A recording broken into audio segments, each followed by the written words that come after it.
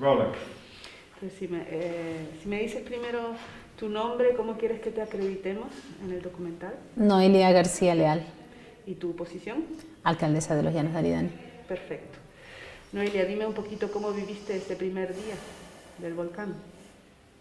Bueno, la verdad es que el primer día fue, primero, inesperado. Yo creo que a pesar de que estábamos preparando durante muchos días anteriores la posibilidad de que se produjese la erupción, creo que en el fondo todos teníamos la esperanza de que se quedase simplemente en un enjambre sísmico y no hubiese que evacuar a las personas o todo lo que ha venido después.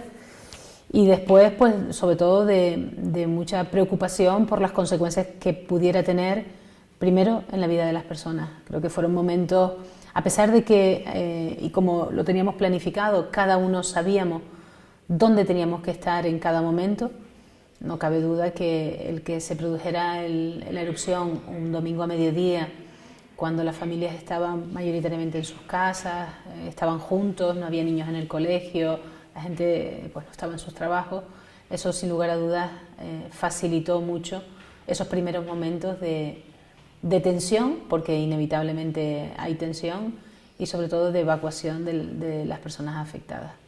¿Y tú dónde estabas ese día? Bueno, habíamos terminado la reunión del comité de dirección del PEVOLCA y ya se había tomado la decisión, no por la posibilidad de erupción, sino por el aumento de los movimientos sísmicos, de evacuar a las personas dependientes. Estábamos en el punto de, y ahora mismo se nota el sismo, Sí.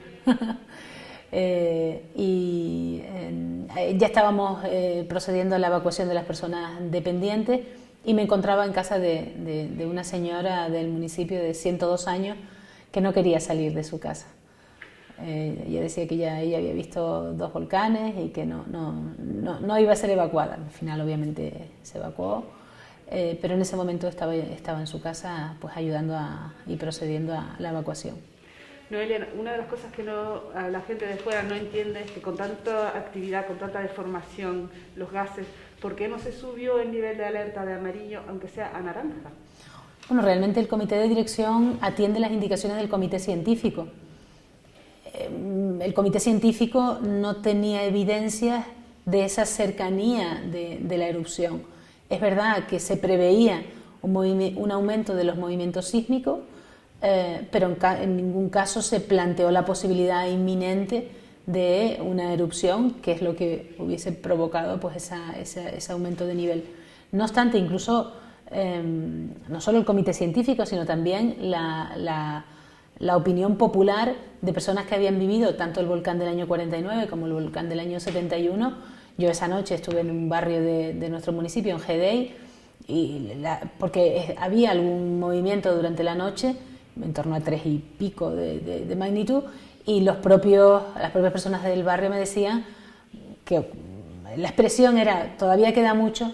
Antes del volcán del Teneguía los movimientos eran tan intensos que apenas podíamos ponernos de pie. Entonces, incluso la propia conciencia popular preveía que antes de que se produjese esa erupción, los movimientos sísmicos serían infinitamente más intensos de lo que se estaba produciendo. Por lo tanto, yo creo que este volcán ha sido, y sigue siendo, inesperado, sorpresivo, y a todos nos tiene, bueno, a los que tienen más experiencia en erupciones volcánicas, nos tiene descolocados y sorprendidos.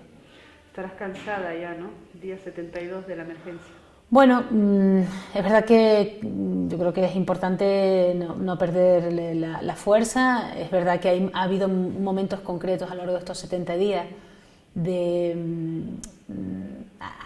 momentos anímicamente más intensos.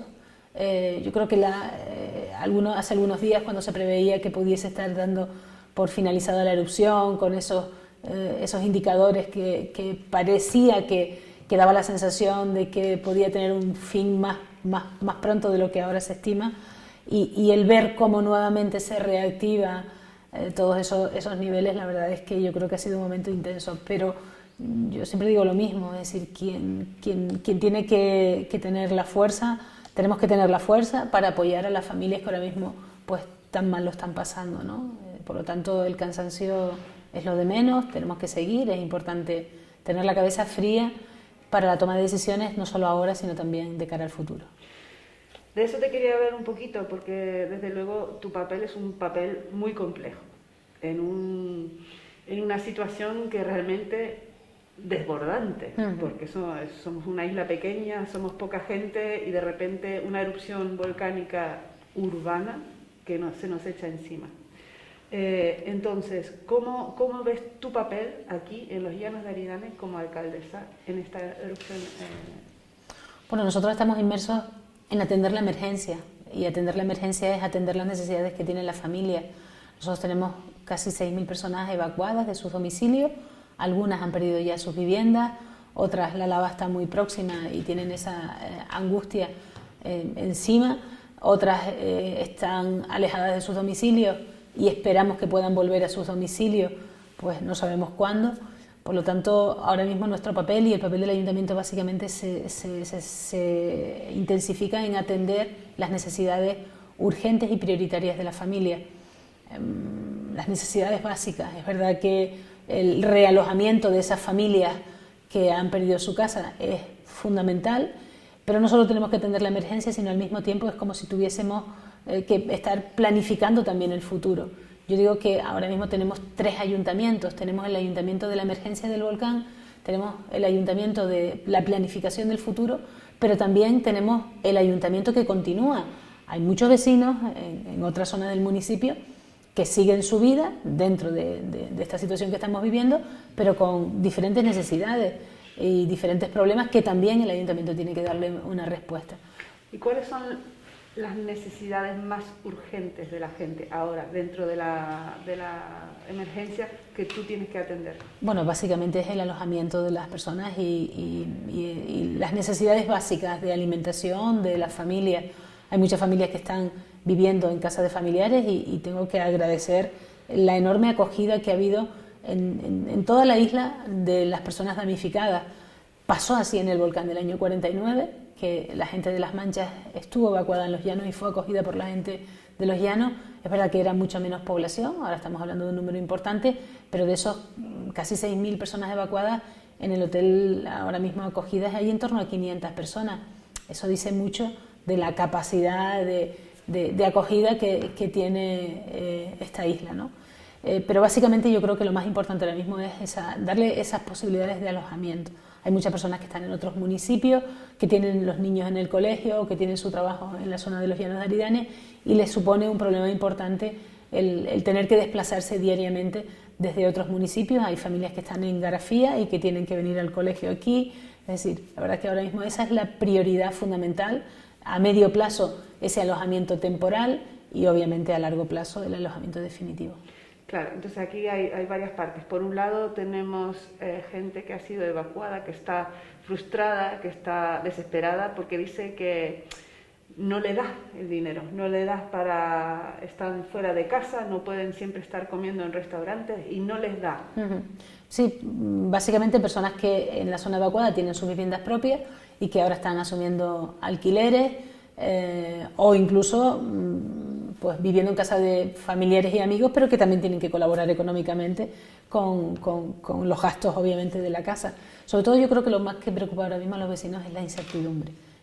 Ojalá pudiéramos decir, en enero pueden estar en su casa, ojalá podamos decir, en enero acaba el volcán o en diciembre acaba el volcán. Yo creo que ahora mismo lo que más ansiedad genera es la incertidumbre. ¿Y ustedes han dado suficientes respuestas a esas incertidumbres para que la gente sepa, por ejemplo, que ya se está planeando la recuperación? Porque yo conozco a gente evacuada, por ejemplo, que está desesperada buscando un solar para comprar, para por lo menos con lo poquito que tienen hacerse algo. Yo creo que si algo tenemos que, ojalá no nos toque nunca más vivir una emergencia de este tipo, pero son análisis que ya estamos haciendo, obviamente, es mejorar la información. Trasladar la información a los ciudadanos, el que tengan esa información de primera mano es fundamental. ¿Por qué? Porque la información da certezas. Y es verdad y rebaja ansiedades. Es verdad que hay certezas que no podemos dar. No podemos decir ni cuándo acaba el volcán. Ni siquiera los científicos pueden decirlo. Yo lo he dicho en muchas ocasiones Creo que no hay nada más estudiado que el cuerpo humano y cada una de sus células, y ni siquiera sabemos cuando nos enfermamos cuánto tiempo vamos a estar enfermos, o cuándo vamos a nacer o cuándo vamos a morir. Tampoco podemos pedirle a la comunidad científica en relación a los volcanes que nos digan cuándo. Es verdad que hacen estimaciones respecto a mediciones que hacen, a otros episodios eruptivos, pero obviamente, afortunadamente pudimos prepararnos antes de la erupción, pero tampoco podemos pedirle mucho más. Por eso esa información, la que tengamos. Es verdad que hay ocasiones en las que estamos trabajando en asuntos que tampoco queremos generar expectativas y que tampoco podemos dar esa información como nos gustaría, pero desde luego lo que está claro es que no nos quedamos de brazos cruzados, sino que estamos abordando no solo la emergencia, sino también la planificación de cara al futuro. Entonces, hoy por hoy tú no puedes decirle a una persona evacuada, no te preocupes, vas a tener una casa al cabo de todo esto, y todos los evacuados, todos los que han perdido sus casas van a tener una casa. ¿Eso no lo puedes decir? Bueno, hay voluntad por parte de todas las administraciones, no me corresponde solo como alcaldesa de Los Llanos, de ofrecer alternativa alojativa a todas las personas que han perdido sus viviendas, ¿vale? El modo será diferente, es que hay diferentes intereses y necesidades, las familias no son todas iguales. Hay familias que dicen, efectivamente, yo vivía en Todoque, tenía una parcela, pero yo ahora a mi edad lo único que quiero es un piso. Otras personas dicen, oye, pues yo, si me dan la posibilidad de tener una parcela donde yo pueda construir mi casa, pues también. No es fácil, ¿vale? Porque son muchas familias con diferentes intereses y diferentes expectativas, pero lo importante, yo creo que es, y vamos, ahí va a ir nuestro empeño, es en que de una u otra forma tengan una alternativa alojativa a las personas que han perdido su vivienda habitual y que la tienen sepultada bajo el volcán. Y escuchando lo que ellos quieren, ¿no? No solo imponiendo. Es fundamental. Yo creo que esta erupción volcánica ha supuesto un daño psicológico no solo en las personas directamente afectadas, sino en general en toda la población. Y el sentimiento de pertenencia a una comunidad, de pertenencia a un barrio, el barrio no está, pero yo si algo destaco enormemente es el sentimiento de pertenencia a una comunidad, que van a seguirlo teniendo. Es decir, quien vivía en Todoque se va a seguir sintiendo todoquero, o quien vivía en la laguna se va a seguir sintiendo lagunero. Y eso yo creo que es de destacar, de valorar, de potenciar, y ellos son los primeros que así lo tienen claro, ¿no? Muy buena respuesta, gracias. Un par de preguntas que nos han hablado la gente también a lo largo de nuestro trabajo, porque un poquito como que la energía va cambiando entre la gente evacuada. Al principio estaban muy agradecidos, pero ahora hay muchas frustraciones, que estaría bien que tú hables también un poquito del papel de ustedes dentro de eso para que se vea vuestro papel, ¿no? Gente, por ejemplo, que dice, a mí me llevo por encima un volcán, igual yo no tengo el papelito necesario para demostrar que yo era la dueña de una casa, o el papelito para tal, o me siguen viniendo demandas por la basura de hace 3 meses y yo ahora mismo no tengo ni para pagar un alquiler. ¿Estamos ayudando suficiente? Porque aquí es particular el tema del papel, es muy difícil. Había muchas casas fuera que no estaban en regla. ¿Estamos haciendo suficiente para ayudar a esas personas? Bueno, yo creo que nunca se hace suficiente, porque siempre las expectativas van a ser estar como el día 19 y que este volcán no hubiese erupcionado. Por lo tanto, yo creo que nunca hacemos lo suficiente, ninguna administración. Es imposible, porque eso, no podremos cumplir nunca las expectativas de los ciudadanos. Pero partiendo de ahí, yo creo que hemos hecho un intenso trabajo a la hora de, primero, de estar unidas todas las administraciones y coordinadas todas las administraciones. Se nos escapan muchas cosas, porque todo es nuevo para todos. Nadie esperaba una erupción volcánica de esta magnitud, ni siquiera la propia comunidad científica. Nadie podía imaginar el alcance que iba a tener esta erupción volcánica. Yo siempre digo que teníamos casi una idea romántica de los volcanes, primero porque el volcán de Fuencaliente pues, generó riqueza para la isla. El volcán del año 49, a pesar de que destruyó algunas viviendas, entre ellas la de mis abuelos, también había mucha menos población, generó menos daño y también generó riqueza para la isla. Y la verdad es que las consecuencias devastadoras de este volcán son consecuencias incalculables. no solo en términos económicos, sino en términos emocionales. Y eso obviamente va a generar frustración.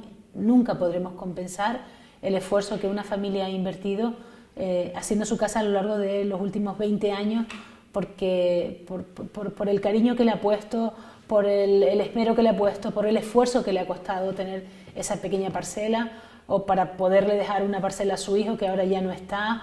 Es decir, y eso obviamente va a generar frustración, y es lógico y normal, como también nos la genera a nosotros, los responsables públicos. Es que al fin y al cabo, yo como alcaldesa también tengo sentimientos, también me duele ver sufrir a mis vecinos, porque los conocemos, porque sabemos de sus esfuerzos, de sus angustias para tener lo que tenían, y también nos genera impotencia el no poder llegar a estar como estábamos el 19. Ojalá nos levantásemos un día y todo esto hubiese sido una terrible pesadilla y nada de esto hubiese pasado, pero ha pasado. Por lo tanto, no podemos evitar el volcán, no podemos evitar las consecuencias del volcán, y en lo que tenemos que centrarnos es en hacerle la vida lo más fácil posible a los damnificados por el volcán. Hay mucha gente que se ha volcado aquí para ayudar. Hay muchos cuerpos de fuera que han venido para ayudar en esta emergencia de grado 2 que nos cuentan que es. Y uno de los temas es el acceso a las casas que se han evacuado. Que por un lado las familias, cuando estábamos en la reunión del otro día en Los Llanos, hay familias frustradas porque no pueden acceder a limpiar sus cubiertas. Por otro lado se les dice que la UME se responsabiliza, pero claro, por parte de la UME dicen hay veces que los gases son tal que no podemos entrar a limpiar ahí. La verdad es que a veces nos olvidamos, y cuando no pasan desgracias personales, obviamente nos preocupamos de otras prioridades, ¿no? Las necesidades básicas, primero está la seguridad personal y después empiezan otras necesidades. Garantizada la seguridad personal, nos empezamos a preocupar por nuestras casas, lógicamente, ¿no? Y la expresión que tienen los vecinos es la lava no me ha llevado al volcán, pero al final la ceniza va a hacer que mi casa colapse. Y es una preocupación normal, lógica y absolutamente razonable, pero no podemos olvidarnos de la primera prioridad, que es la seguridad de las personas. Es fundamental. Yo sé que en ocasiones se nos olvida porque no es algo que vemos, pero la existencia de gases en la zona sur imposibilita muchos días que las personas entren. Pero no solo los vecinos, también el ejército. No podemos poner en riesgo la vida de nadie. ¿Por qué entra el ejército en determinadas ocasiones y no pueden entrar los vecinos? Pues en esa zona de exclusión, ¿vale? No en la zona evacuada, sino en la zona de exclusión, porque es que el ejército está perfectamente organizado con medidores de gases que automáticamente, en el momento en el que se detectan, salen. Cuando entran los vecinos, a lo mejor tenemos 1000 vecinos dispersos en toda esa zona sur, y nos ha pasado en ocasiones que se detectan gases, les llamamos por teléfono para que salgan, no cogen el teléfono porque están obviamente porque están quitando ceniza, y eso hace complicada la evacuación. Y por eso digo que, entendiendo la preocupación lógica y entendible de que sus casas colapsen, primero tienes que estar siempre la seguridad personal. El otro día también me decía alguna persona, decía, hombre, ahora la preocupación de algunos es que sus casas se les pueda caer el techo, y nosotros no tenemos ni siquiera casa de la que preocuparnos, ¿no? Entonces es verdad que todo tenemos que valorarlo en su justa medida. La dirección de la emergencia no es fácil, seguimos en la emergencia, pero sobre todo tenemos que tener muchísimo cuidado con los gases y con las consecuencias que tiene para la salud de las personas. Ya en el año 71 la persona que falleció por gases, no nos podemos olvidar. Ha habido un accidente en esta emergencia, está por determinar, pero no podemos restarle importancia a algo que no vemos, pero que desde luego puede ser mortal. Y claro, eso es algo que ha cambiado un poquito también en esta emergencia, que ha habido una persona que no sabemos si murió por gases o si se cayó de su tejado, pero claro, ha fallecido una persona, un vecino, yendo a limpiar su cubierta. Uh-huh. Y eso cambia un poquito la dinámica, ¿no? Porque hasta ese punto podíamos decir, bueno, hemos perdido casas, pero no ha fallecido nadie. Y de repente ahora nos tenemos que plantear, no es solo que se caigan de un tejado, pero esos vecinos no van con máscara adecuadas para gas. A ver, los accidentes ocurren y ocurren en todos lados, es decir, conducimos coches todos los días, tenemos accidentes de tráfico y no llevamos a un policía con nosotros al lado para que no conduzcamos, para que conduzcamos más despacio. O llega la nieve, subimos al Roque de los Muchachos y tenemos accidentes y nos caemos, incluso nos podemos matar por estarnos deslizando, y no por eso dejamos que... cierto es que hay una responsabilidad individual y por eso apelamos siempre también a la responsabilidad individual. Pues si nos subimos a un tejado, lo menos es pues garantizar esas medidas de seguridad, tener mucho cuidado por las estructuras, pero eso corresponde a la seguridad individual. Es verdad que la Dirección de la Emergencia ha evacuado una zona por la peligrosidad en la zona, no nos olvidemos nunca. Y eso tiene que ser compatible, y es lo que están intentando hacer desde la Dirección de la Emergencia, intentar en la medida de lo posible conjugar los intereses de todos, pero por encima de todo la responsabilidad de la seguridad personal no solo corresponde a la Dirección de la Emergencia, sino a cada uno de nosotros de manera particular. Algunos de los vecinos, cuando veían el vídeo el otro día, me decían: tenía que haber puesto el vídeo al principio. ¿Por qué? Porque vemos algo que cuando nos dicen hablamos de gases parece que hablamos de que huele mal.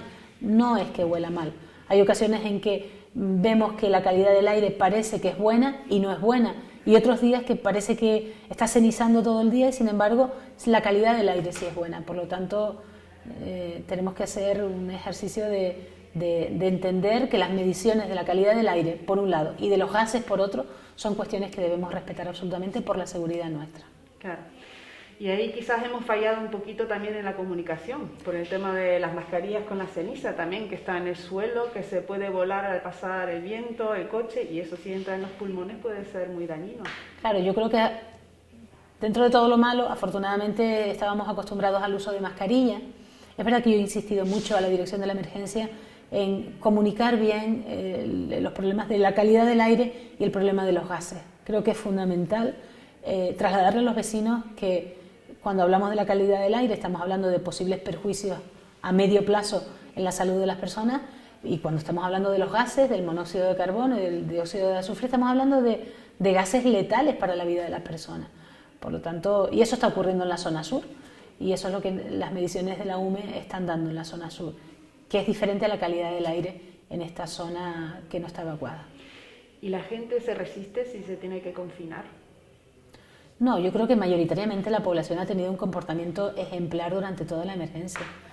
Es uno de los aspectos que yo creo que obligatoriamente tenemos que destacar, a pesar de la indecisión, a pesar de la incertidumbre, a pesar de la molestia que causa estar fuera de tu casa.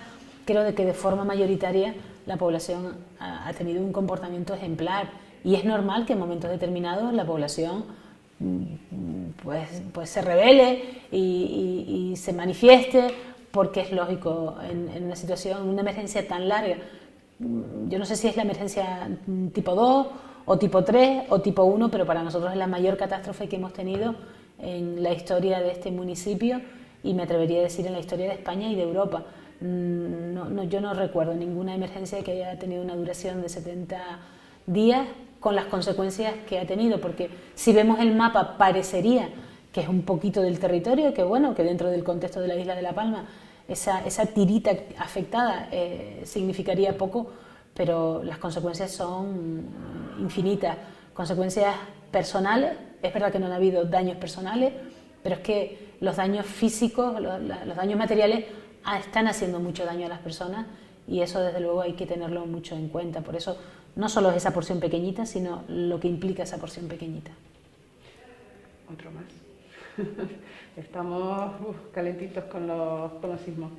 Está bien que me hables de que la gente se rebele, porque otro comentario que se nos está haciendo mucho ahora mismo es por el tema de las donaciones, que cuando empezó esta emergencia se anunciaron números de Bizum, la gente tuvo la sensación de poder donar dinero, que también le ayudó a la gente de fuera a pensar que podían aportar.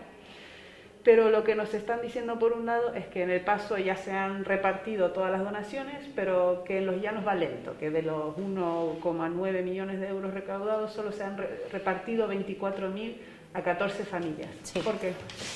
Bueno, yo creo que primero no es lo mismo el número de familias que tenemos en los Llanos de Aridane al número de familias que tiene El Paso. Los Llanos de Aridane es el municipio más afectado, sin lugar a dudas, más por encima que los otros dos municipios juntos, y eso lleva pues un trabajo que no tienen los otros municipios. No obstante, nosotros en su momento lo que decidimos fue, para evitar que la gente que se ha inscrito como 4 veces en 4 sitios diferentes volviera al Ayuntamiento de los Llanos de Aridane a solicitar una ayuda, a presentar su acreditación que es afectado, a dar más vueltas, lo que intentamos fue agilizar eso y utilizar los datos del registro único que tenía el Gobierno de Canarias. La semana pasada, el miércoles pasado, nos facilitan los primeros datos, las primeras 140 personas, y de esas 140 hemos tenido que ir uno a uno porque no están todos los datos de la familia. Por lo tanto, el sábado incluso vino el personal del ayuntamiento a trabajar para poder agilizar. Vamos poco a poco, pero es que también, vuelve a sentirse, pero es que también es importante, y yo creo que yo si fuese donante también querría que ese dinero llegara primero directamente a los bolsillos de las familias afectadas, pero llegar a quien tenga que llegar, no a quien no tenga que llegar, o no en las condiciones en las que tenga que llegar. Y eso es responsabilidad municipal. No me atrevería a decir que tengo más responsabilidad con esas donaciones que con el dinero público, pero desde luego sí me preocupa que nadie que no tenga que recibir esa ayuda la reciba, y que los que tengan que recibirla la reciban como tienen que recibirla y no una cantidad menor. Y eso, desde luego, es lo que está dificultando el poder hacerlo con más agilidad. Pero tengan por seguro, primero, absoluta transparencia en la gestión de ese dinero. Segundo, que hasta el último céntimo va a ir a los bolsillos de las personas damnificadas, y que en las administraciones no podemos ponernos en la puerta del ayuntamiento a repartir dinero a los damnificados según venga. Es verdad que hay ONG que han ido haciendo eso, que las personas que se van acercando les van entregando las ayudas, pero nosotros tenemos que garantizar la igualdad de oportunidades para todos los damnificados. Es que hay damnificados que perdieron sus viviendas hace 70 días, pero hay otros damnificados que las están perdiendo ahora o más adelante, y también tendrían derecho a esas donaciones. Por lo menos ese es el criterio que tenemos en el Ayuntamiento de los Llanos de Aridane. Por lo tanto, lamentando mucho el retraso, creo que más importante que el retraso es una gestión eficaz de ese dinero y que llegue a donde tenga que llegar. Porque además también el Ayuntamiento de los Llanos de Aridane, desde el día 20 de septiembre, ha estado dando ayudas de emergencia a las personas damnificadas, a las personas que acuden a servicios sociales, es decir, que no han estado desatendidos absolutamente.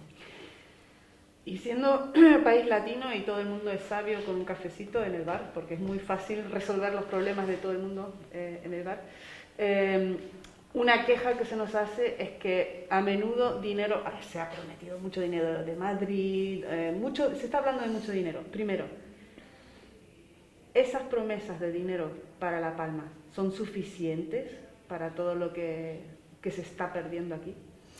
Bueno, es que ahora mismo, primero las promesas son compromisos, es decir, cuando el Gobierno de Canarias se compromete a hacer una carretera es porque tiene la financiación para hacerla, o cuando se compromete a instalar 70 viviendas, son compromisos que se verán y tienen que verse a corto plazo que están instaladas.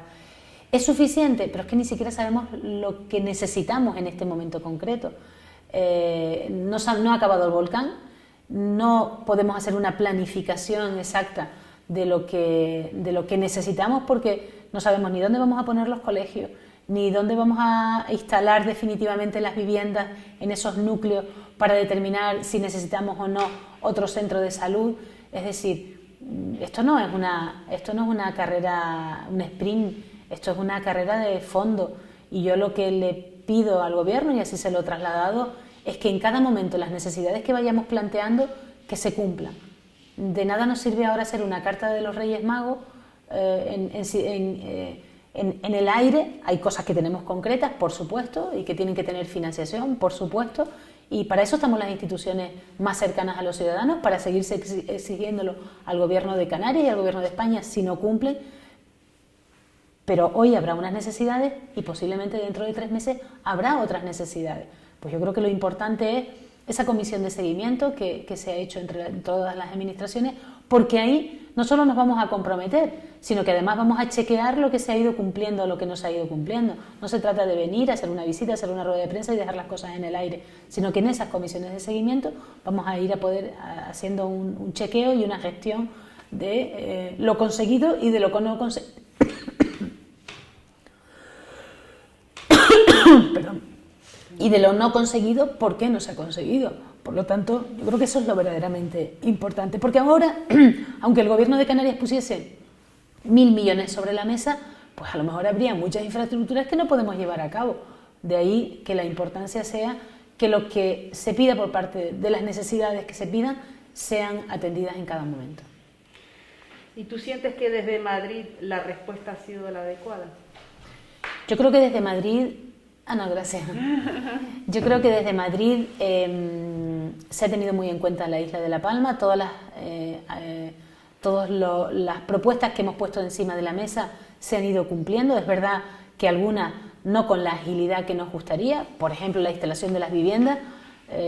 No solo el ayuntamiento tiene que ceder las parcelas, yo creo que ante una situación de emergencia como la que estamos viviendo, el gobierno tendría que tener la capacidad para decir, pues cojo 100.000 metros cuadrados de donde sea y a quien sea e instalar las viviendas de manera urgente. Se han entregado 17 viviendas, son absolutamente insuficientes. Estamos preparando terreno para instalar otras 80 viviendas. El gobierno va a comprar 29 viviendas, tiene otras 46 que podrán entregarse antes de que finalice diciembre. Pero es verdad que, por eso digo que esa agilidad quizás nos ha faltado. Y no solo el gobierno de España, posiblemente las administraciones locales también en ocasiones nos encontramos encorsetados en la trama jurídica que nos imposibilita el ir más rápido.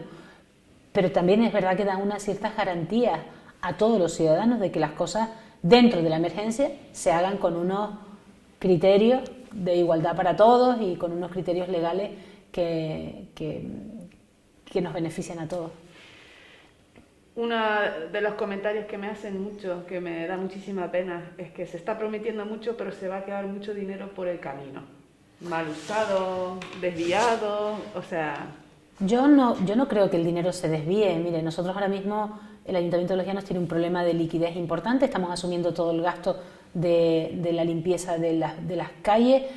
Nosotros estimamos que entre octubre, noviembre y diciembre podremos gastar casi $500.000 de euros en limpieza de cenizas. Es dinero que va directamente a empresas y a contratación de personas, pero es que vamos a dejar... ¿Me puedes repetir esa frase?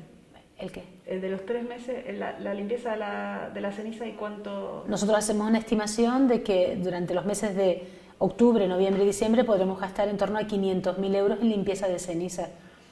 Y hemos llamado a todas las empresas, dando absoluta transparencia y posibilidad de trabajar a todas las empresas para que se inscriban en un listado y puedan todas trabajar, pero es que el retirar las cenizas de la vía pública nos va a llevar meses. No es que limpiemos hoy y ya queda limpio, es que pasado mañana viene otra vez una situación meteorológica adversa y lanza la nube de cenizas hacia los llanos y volvemos otra vez a tener los llanos cubiertos de cenizas con las posibles consecuencias que tiene para la red de saneamiento, por ejemplo.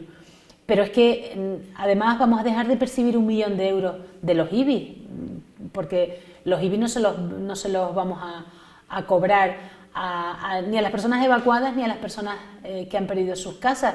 Y eso ha sido un compromiso del gobierno. Le planteamos, y en una de las primeras reuniones que teníamos, le planteábamos esta circunstancia al ministro y se recogió en el Real Decreto el anular los IBI. Y en el caso de los llanos estamos hablando de 1 millón de euros. Por lo tanto, no sé qué me preguntaba. No, tranquila.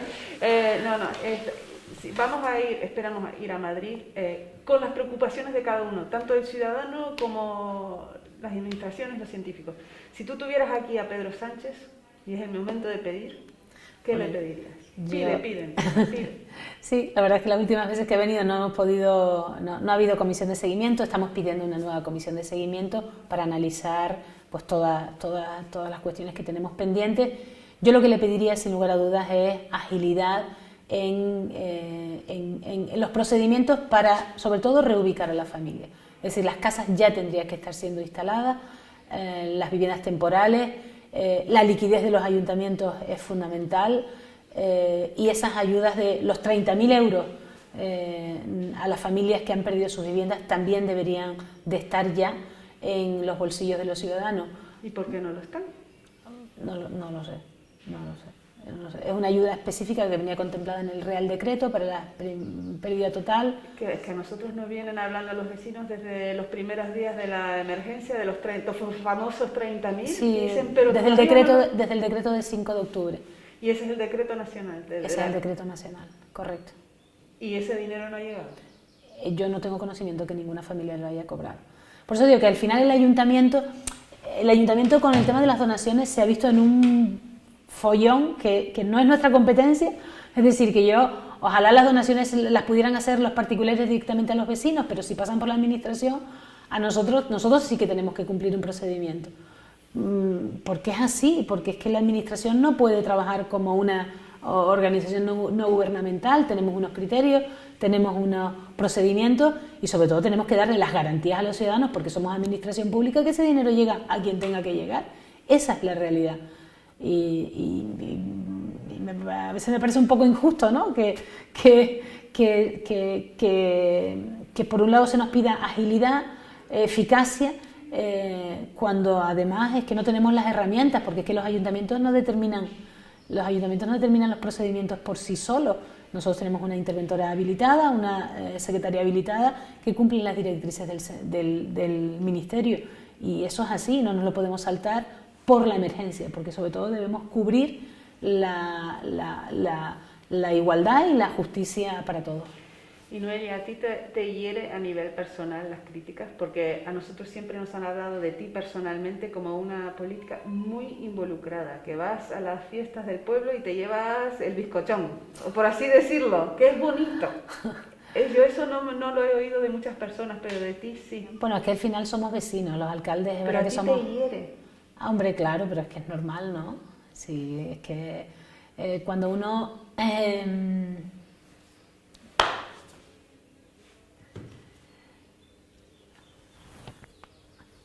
Pues nada. Eso. Hombre, es lógico y normal, es decir, uno... Primero, te duele el dolor de la familia,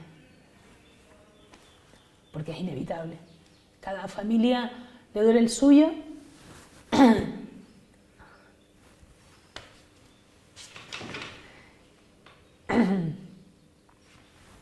Eso.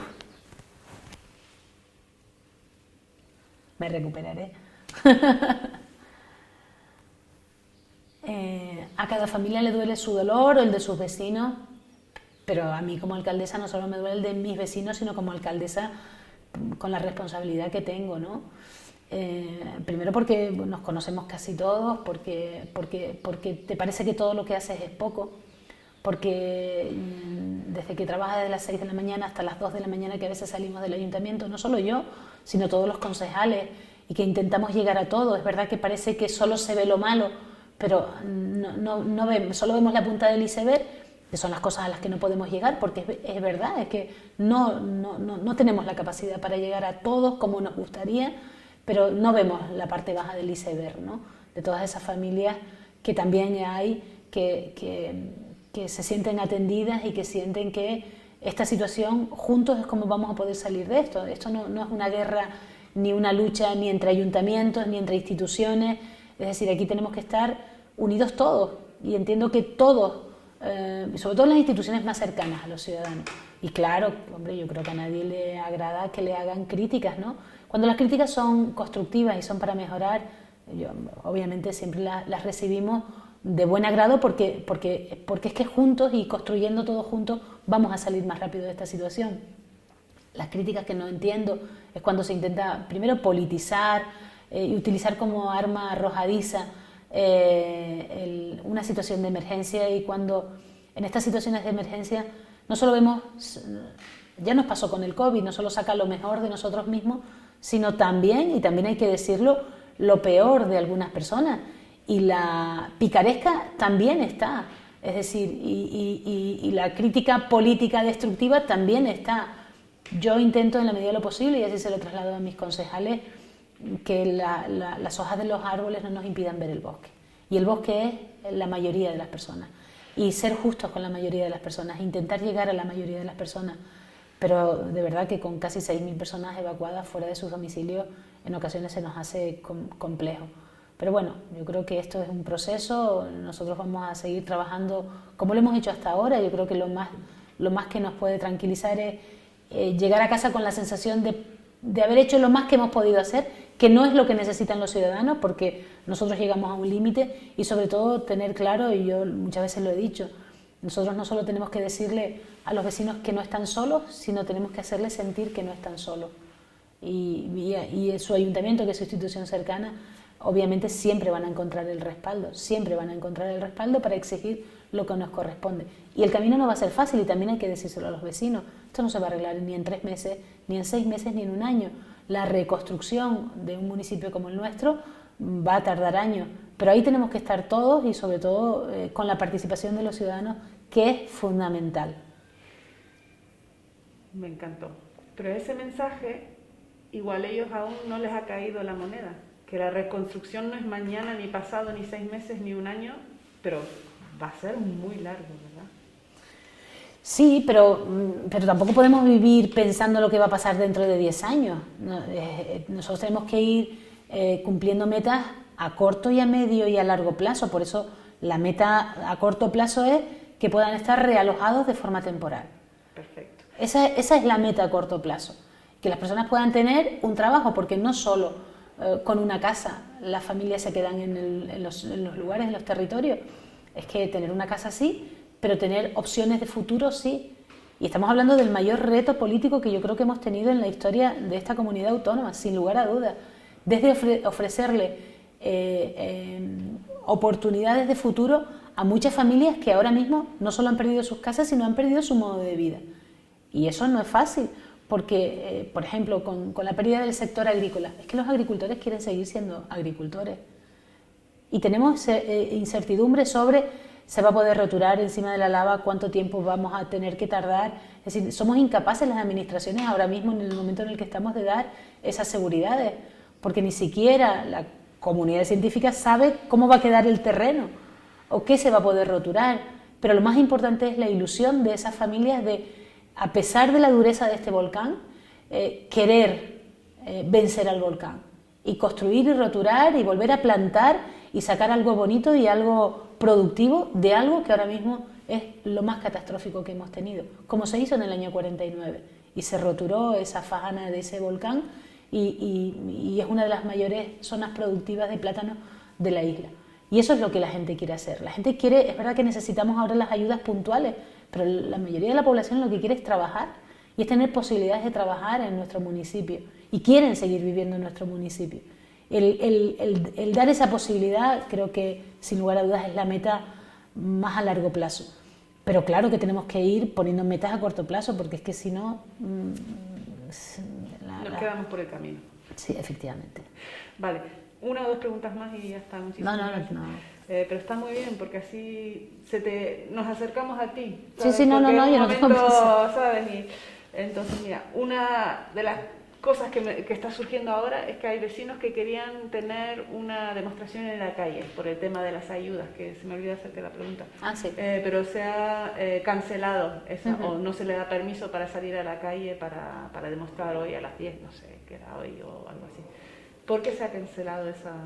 Yo desconozco quién convocaba la manifestación, desconozco por qué razones no se les ha permitido. Como toda manifestación, supongo que tendrán que pedir permiso a la dirección insular, y vamos, mayoritariamente es que yo creo que no conozco ninguna manifestación que se haya cancelado porque no le den el permiso. Otra cosa es que no presenten la documentación que pide, pero lo desconozco. A mí me parece que todas las manifestaciones que se puedan hacer son positivas, son una demostración de la democracia, y además yo estaré encantada de atenderles y de explicarles lo mismo que les he explicado a ustedes. Es verdad que parece que antes de conseguir la información estamos ya diciendo algo o suponiendo algo. Más me hubiese gustado que hubiesen venido al ayuntamiento a pedirme información, y si no les gustaba la información que les daba, se hubiesen manifestado posicionándose en contra del criterio del ayuntamiento. no ha sido así, pero igualmente les atenderé gustosamente, les daré las explicaciones oportunas y como no, les diré que efectivamente que nos gustaría que fuese mucho más rápido, pero que es verdad que también tenemos que garantizar que ese dinero llegue de forma eficaz. Y hay situaciones donde un poquito hay que hacer un sobreesfuerzo, ¿verdad? Por ejemplo, estuvimos aquí, creo que una señora que se te acercó porque un problema, no sé, desde aquí no se oía bien, pero entiendo que es una señora que no tenía en regla los papeles y que estaba realmente ya al fin de la cuerdita que le acababa ya se le estaba por romper. Sí. Sí, bueno, no tiene nada que ver con el volcán, es un caso ya de otro, de hace mucho, no tiene nada que ver. ¿Qué viene de atrás? Sí, Pues, sí, okay. sí, porque sí. el tema aquí del papel es No. Bueno, pero por ejemplo, un problema que se está presentando es que muchas personas que no estaban empadronadas en esas viviendas, una vez está destruida la vivienda, están solicitando empadronarse. Claro, el Ministerio, hicimos la consulta porque el Ayuntamiento no decide quién se empadrona o no, hicimos la consulta al Ministerio y legalmente uno no se puede empadronar en una casa que no existe. Es verdad que todos los ciudadanos tenemos la obligación de estar empadronados donde estamos viviendo.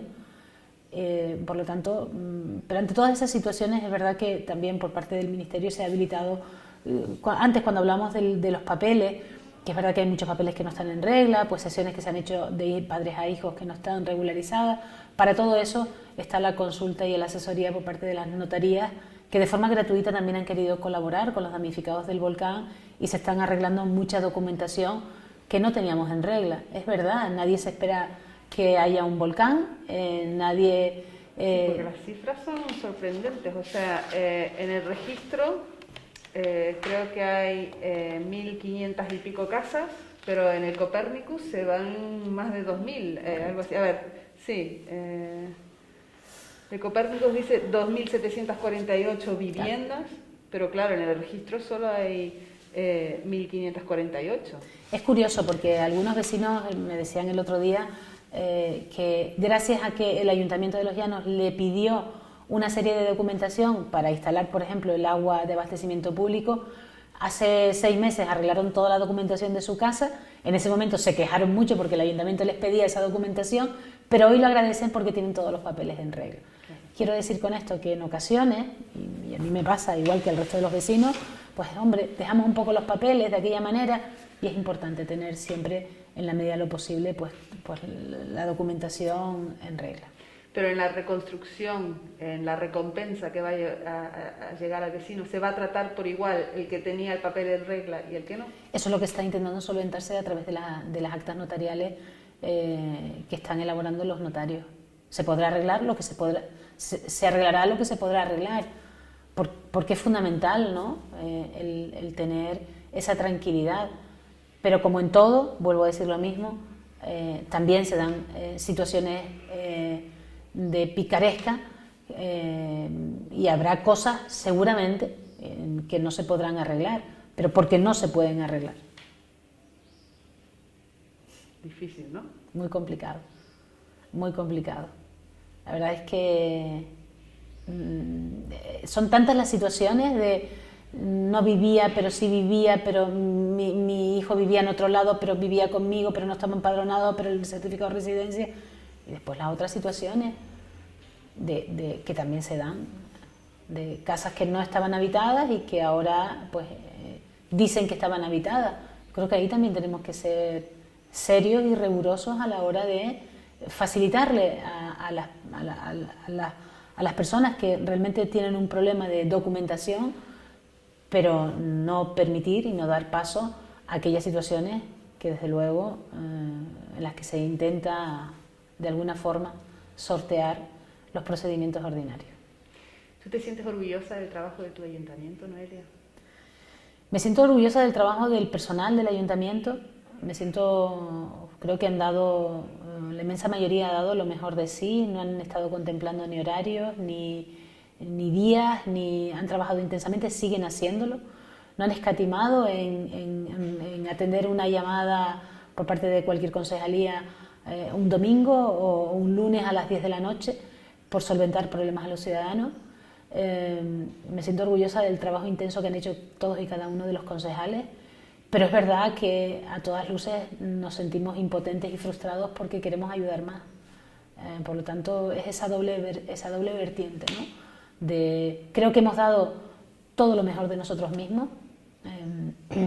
Ha habido concejales que han perdido casas, fincas, hasta en 3 ocasiones. Ha sido como una muerte lenta. Primero un día perdió una casa, a los 2 días perdió una finca, a los 3 días perdió otra finca de su padre.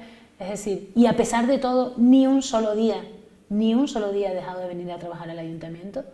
Y eso posiblemente no se sabe y no se ve, porque al fin y al cabo eres un concejal, si vienes vienes y si no vienes no vienes. Ni un solo día ha dejado de venir a trabajar al ayuntamiento, a sacar ceniza de encima de los tejados de los vecinos, a sacar enseres y retirar enseres.